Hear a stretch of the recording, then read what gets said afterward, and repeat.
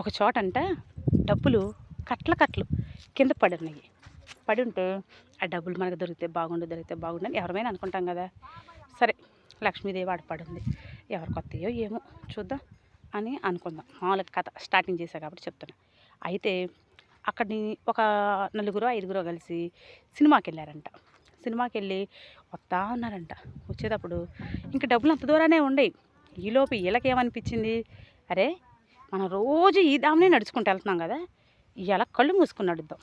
మనం కళ్ళు మూసుకుని నడిస్తే అక్కడికి వెళ్ళగలమో లేదో చూద్దాం అని చెప్పి అని అంటారు. అనగానే నిజంగానే ఒకటి పట్టుకుని ఇట్టా అనుకుంటా డబ్బులు తొక్కుకుంటా పోతాడు. వాడికి డబ్బులు దొరకలే. ఒక ఆయన కూరగాయలు అమ్ముకొని గంపనెత్తిన పెట్టుకుని రోజు అదే దావని నడుస్తూ ఉంటాడు.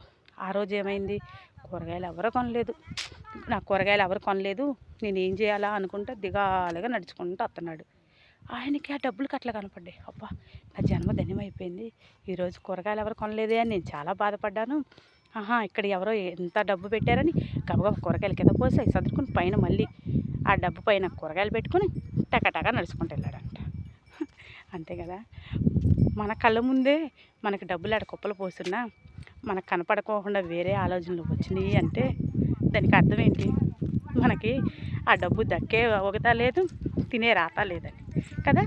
Okay, bye.